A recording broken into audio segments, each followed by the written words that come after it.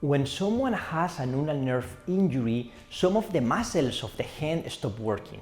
Especially the pinch with the thumb become weak. The transfer here presented by Bertelli and his group from Brazil, it's a new nerve transfer in which he's using a branch of the median nerve to connect to the ulnar nerve to try to get renervation of this thumb movement.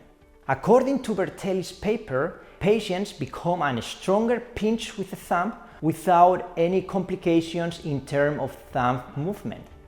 Future studies will have to show which is the best nerve transfers for ulnar nerve injuries. The future of this nerve transfer is very bright, and future studies, hopefully here in PRS, will have to show us the best way to go.